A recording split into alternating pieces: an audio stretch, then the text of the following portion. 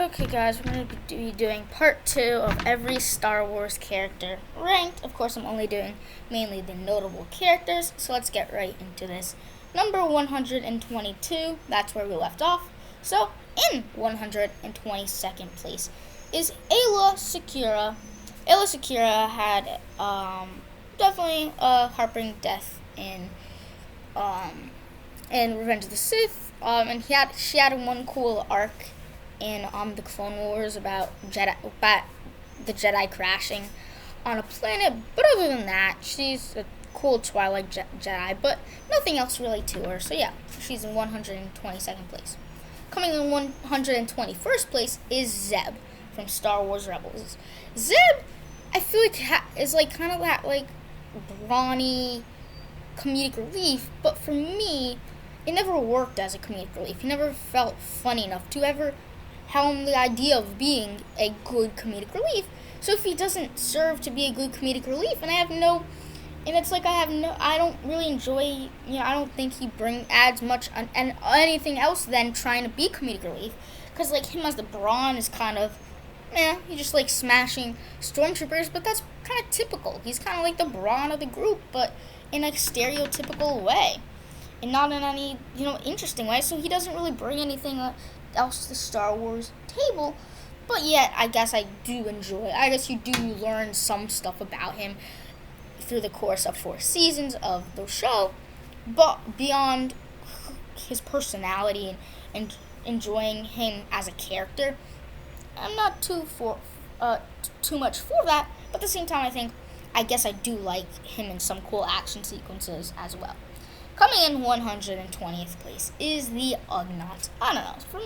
For some reason, to me, I've always just enjoyed Ugnaughts because growing up, you watch Star Wars growing up and as a kid and stuff. So it's like you just enjoy these different cool creatures, and Ugnaughts were always great. Like the idea of like them creating carbonite, or at the time I thought so, and they're like pig humans. I thought they were cool, and I always loved the scene where they helped Chewie build R2D2 or not R2D2, rebuild C-3PO, and so all that was cool. And I always have that image where like the Ugnaughts are throwing down the Han and carbonite, and so it's like a lot of this stuff is just really great. It's really great. I really love it. I love all that stuff.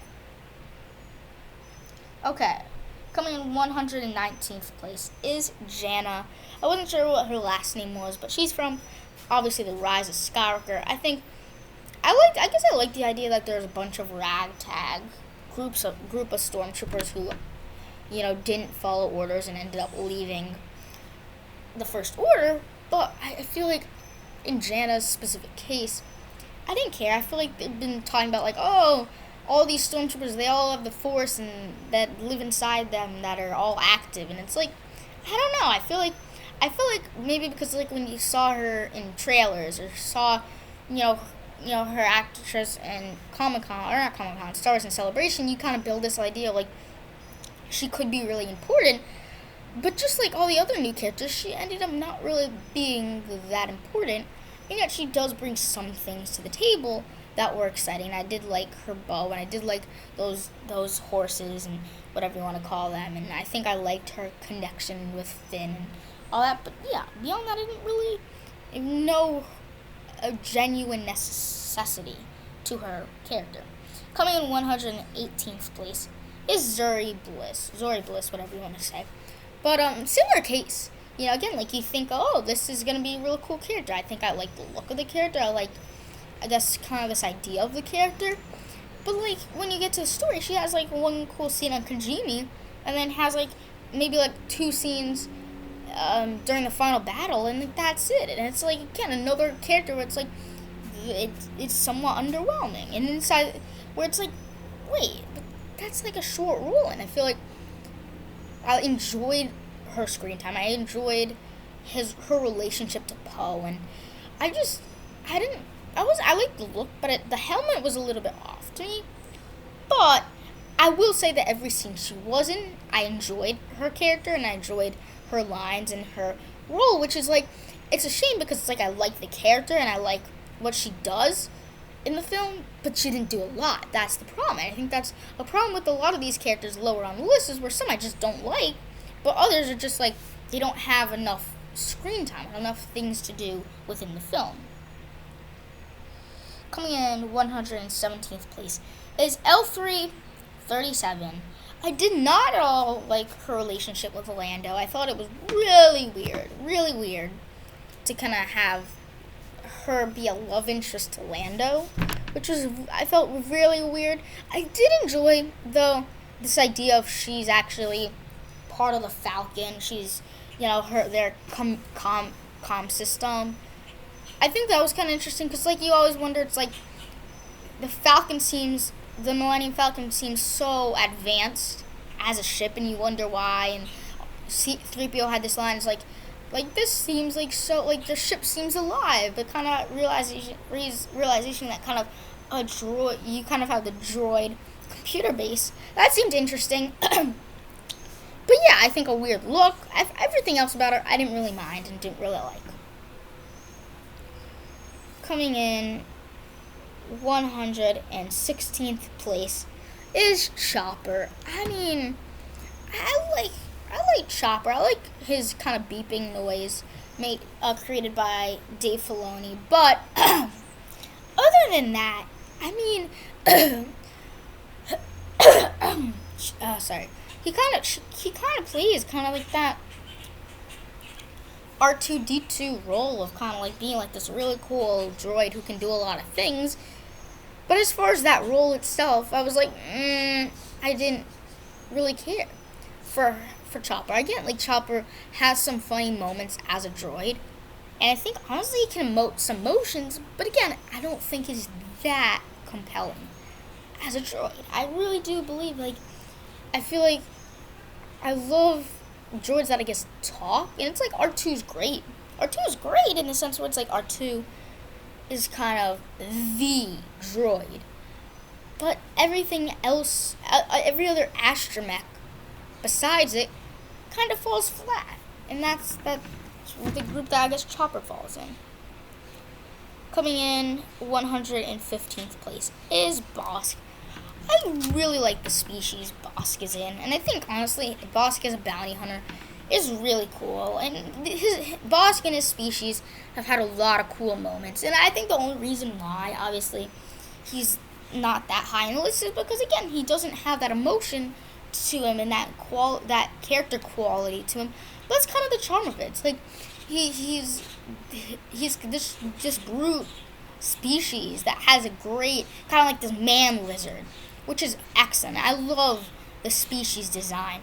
But again, it comes back to the idea of how important is he really? And then that's like, oh, I guess you're right. He's not that important. And again, like also just in a general sense, doesn't bring that much to the table. But like when he appears in Clone Wars, great. When his cameo in Empire Strikes Back, great. But again, he kind of also falls in that category where he doesn't have a lot to do, but that doesn't undermine when he's in Clone Wars or Rebels or the films, he still is great whenever he pops up. Coming in 114th place is Shmi Skywalker. I think like when you look at characters, you also very much have to look at the role they play. And with Shmi, she's not supposed to have these big roles. She's just supposed to be this kind of, I guess, North Star to Anakin. And in that case, I feel like she really does kind of a good job on that. Where in many ways, she is kind of a lot, in a very crazy sense, there. You know, you see her die and how that pisses off Anakin. So she has that role of kind of being there for his life. He didn't have a father.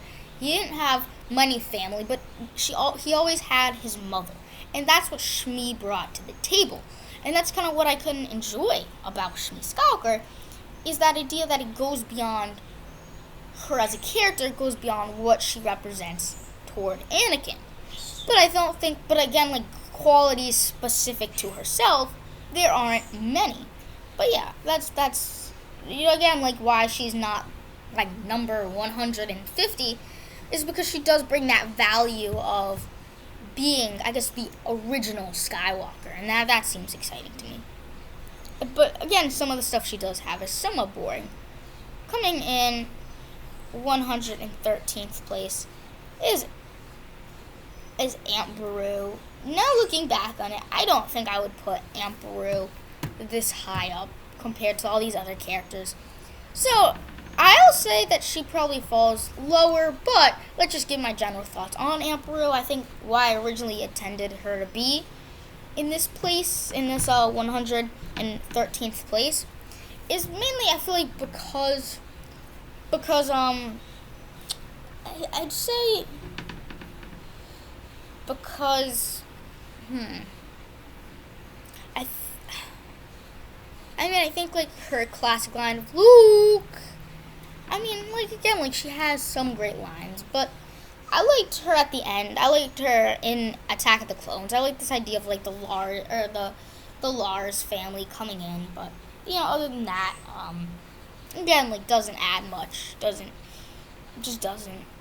But yeah, coming in 112th place is Bodhi Rook.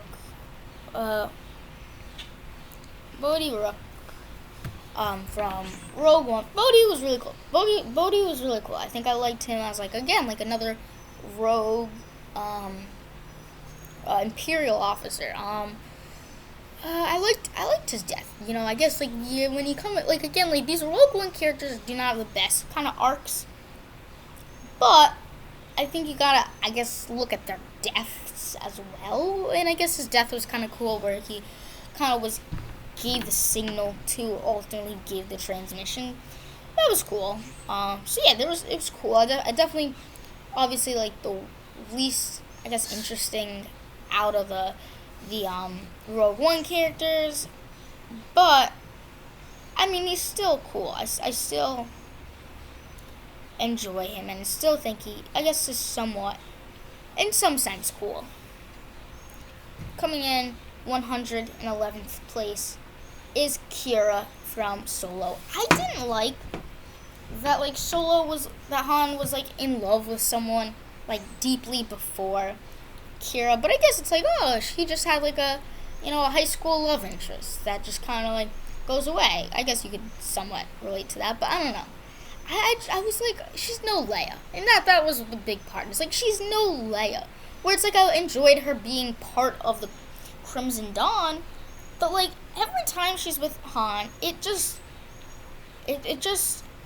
took me away from the film. It really did, because it's I didn't love the relationship, because it's so hard to watch that. And then in root for it when it doesn't work. When you know that Han's just gonna fall into someone a lot better in many, many, many different ways. And what hurts even more, she looks a lot like Leia. And that's another thing that hurt me a lot. It's it looks a lot like Leia. And that's another bad thing for me. It's at least make it a blonde. Make it someone who does not look anything like Leia. Because now it almost gives you the sense that he just loves Leia because she looks like her former girlfriend, his former boyfriend or girlfriend. I didn't like that, but again, I think but when she's not Han's love interest for the film, then I like her. When she's not a love interest to Han, she's actually a badass crime syndicate person. I like her. I did. And it's I wish that they didn't go for any love interest for Han. Because I wish they would have done it in a way where he was truly Solo. And that was frustrating. It's because it's it feels like you're just gaining a love interest just because Han needs a love interest, which is not true at all. But yeah. Coming in 110th place is Rook from Star Wars Rebels. I liked him as a bounty hunter a lot. Again, like I said, I just don't like that he didn't do anything. Because he didn't kill anyone. He's pointless in this show, because he didn't kill anyone. He didn't do anything. When you look at the grand scheme of Rook in Star Wars Rebels, you're like, oh, this really cool character. You know, I liked him in Legends. Let's do this. I'm so excited for him to be in it. He's a great bounty hunter. He gets the job done, but then you're like, is he going to kill anyone? And the answer is no. No, he doesn't kill anyone. And he just gets beaten and beaten and beaten. He has cool technology. He has cool different things and all this stuff. He's cool and all, but his skills aren't cool. In a sense where he doesn't kill a single person. He doesn't even beat up a single person. You know why? Because the show is just for kids. And it's like these characters aren't relatable because, you know, there's no stakes. And so when it comes to Bodhi, or not Bodhi, why did I say Bodhi? Rook. There's just nothing to add to that. But yeah. Coming in 109th place is Maz Kanata. Maz definitely brings a lot of, I'd say, interestingly unknown elements to her character. A lot. You know, a lot of, again, like, unknown elements where you don't really know what she does. And I think it is interesting that she kind of gets involved, gets Luke's lightsaber. And I think, like, her role in Force Awakens was that perfect role.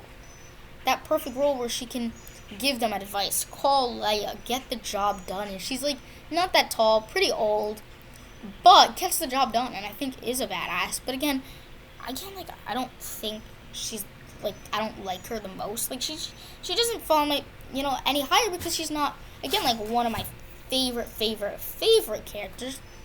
But again, like, when she's on screen, she has great moments. She has good advice and cares and, you know, has a lot of knowledge to, you know, give to Rey and to Han, and has some funny lines. But other than that, she's cool and all. But again, she doesn't have the biggest role in the films. Coming in 108th place is BB-8. BB-8 has some good moments, some cool things to add to him. But again, like, in a general sense, not the most interesting. Like I said with Chopper, I think, like, he's like a cute little soccer droid, but it's like I don't think he adds much to him. I think there's definitely characters where you can see, oh yeah, I really like his role, I really like their role, but I just don't think BB-8 falls into that category where it's like, oh yeah, he's a cool droid and all, but again, like, I don't think, like, he's just like a knockoff of R2, even down to the core of his purpose of giving transmissions to some person to, you know, and tracing down where, like, the First Order is looking for. And it's like, that's literally what happened to R2, where it's like, I enjoy the idea of a wanted droid, but that idea is taken, sorry. So again, like, I like BB-8, but again, there's nothing unique. Let's say that. I don't think, besides the look and how he walks and stuff, there's nothing else really unique, and I didn't care for that. And he also didn't have that, like, kind of relationship with another droid like R2 had 3PO. And we'll get to my thoughts on R2 and R2 and 3PO in a little bit. Coming in 107th place is General Pryde from Rise of Skywalker. I really liked him in Rise of Skywalker.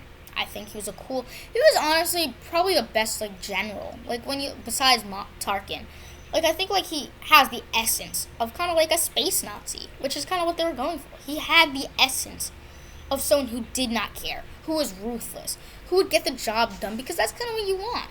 Because, like, yes, you have that kind of Sith running the show, like the Emperor, but you have the general, you have the army led by this guy, and so General Pryde had that job marked down to the genuine core of that. So he really had a great role in that. He really did bring the essence of what you needed from that type of character. I really did believe that. And so it's like, you kind of get this idea of, like, he is menacing. He killed General Hux. He destroyed Jamini or whatever, that planet. But yeah, he gets the job done. And you really feel that from very few Imperial officers or generals from the Empire or First Order. You always think they're just pawns in Palpatine's game. But no, he does. He still is somewhat of a pawn to Palpatine, but he gets the job done. He is ruthless. Well, yes, he ended up getting destroyed in Rise of Skywalker. He still has that menacing Imperial, not space Nazi quality to him that makes him exciting and ruthless. But again, anything else kind of falls flat with him. Coming in 106th place is the Knights of Ren. Let's get this straight out of the bat. Knights of Ren look cool. Look cool, act cool, their weapons are cool, everything about them is cool. The cool factor is knocked up to 11. But that does not change the fact that everything else about the idea of like what they're used for is like so underwhelming. I do feel like they had a cool sequence like where with Ben fighting them at the end of the Rise of Skywalker and him killing them with the lightsaber. That was cool. I like a lot of shots. There's a lot of like shots of them, of the Knights of Ren all together. Like you think of that famous shot of Kylo Ren and the Knights of Ren. You think of the shot of the Knights of Ren in the desert, and then the Knights of Ren in Kijimi, and that's the planet Kijimi. And then you have another shot of the Knights of Ren, in all these different locations throughout the films. But what they're ultimately used for, what they're used for when it comes to action sequences, there's only one of them. There's only one action sequence, and that's them against Kylo Ren or Ben, whatever, at that point. And where it's like cool and all, but it's like what, 30 seconds? So it's like I didn't really care in that regards really at all. So yeah. Coming in 105th place is Wat Tambor. With Wat Tambor, he looks weird, but I think I like the Techno Union in that faction a lot. So I like him in that regards. I mean, he doesn't have that big of a role and all, but I did like him. He's probably another one of those characters that I'm like, after seeing these other characters and my thoughts on these other characters, I'm like, why did I even put him that high up? Mainly because it's like I was dumb, and so Wat Tambor probably goes a lot lower. I think my general opinion on Wat is that he's fine. He's fine. I think he doesn't add a lot, but I do like the Techno Union. So yeah, you got that going for you. Coming in 104th place is Battle Droids. You gotta respect Battle Droids in some regards. Again, they're not the coolest creatures, they're not the best creatures, and in many ways they don't get a lot done. But I do like them as somewhat of a cool creature, as somewhat of, they're droids. They're kind of battle droids. Yeah, they're just pawns to Grievous. We're pawns to Count Dooku. We're pawns to Sidious, and all these different factions. Like I said, but honestly, if you talk about comedic relief, their comedic relief works in Clone Wars. Like, it's like dumb comedic relief, but it works. I'm sorry, Zeb, but it does not work for Zeb because it's like kiddish comedic relief. This is like comedic relief, and then they get killed. And I don't know. For me, their comedic relief works on top of them being cool droids. In Clone Wars, they kill some Jedis. They do. Because like this show is more ruthless than you think, and so yeah, you gotta respect that in those regards. But again, like they're just battle. Like it's like they're cool because they're battle droids, but they're not cool because they're just battle droids. You know what I mean? Coming in 103rd place is Princely Char. Princely Char, I like the Mon Cala creatures and those underwater creatures, and the arc was cool, and I liked his kind of interesting arc within the Clone Wars arc, the water Clone Wars arc, and kind of this idea of him starting to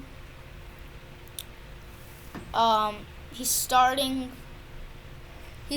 to become very how would I say this?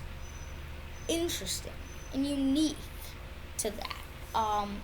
In many ways, because he kind of goes from kind of a scared prince who just got his father killed, but to kind of rising up and being to the prince that they always wanted and always needed. I think that was fascinating, that was interesting, and that was exciting. So I really enjoyed that. All in all. So yeah, I think Prince Lichar is a cool character.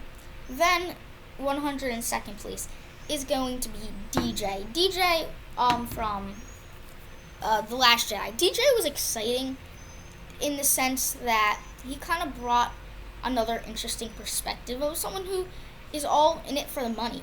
You know, in a sense where whatever pays. And this idea of like, yeah, he was just helping Finn and Rose, but not in a good sense. In the sense where, oh, for money. Oh, he's now helping the First Order for money. And that's kind of sense. And like this idea, he pointed out that the ship he stole was someone who was helping the First Order. But it's also someone who was helping the Resistance. In a sense where it's not a good person or a bad person.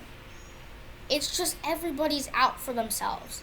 Where it's like, yes, you have the definitive rebellion versus, or the Resistance versus the First Order, but yet everybody else is in it for the money. They'll sell to the First Order not because they like the First Order, but because they have the parts, because they're getting paid. And they'll sell to the Resistance because they're getting paid to do it. And that's the same for DJ, where it's like, you don't see him as a villain, which he does villainous things, but you can understand where he's coming from. This idea of, he doesn't join, he just lives. You has this, good advice to not join, but to live. To do it for money, do it because you feel like that's what you should do, what you want to do. And that's for money.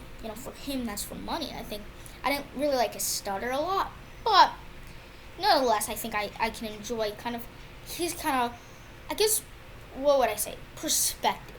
DJ's perspective toward the war and what his views are in that.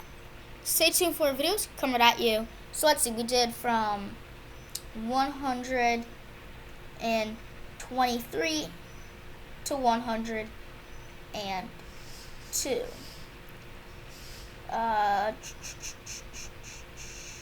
Or 122 to 102. Stay tuned for more videos coming right at you.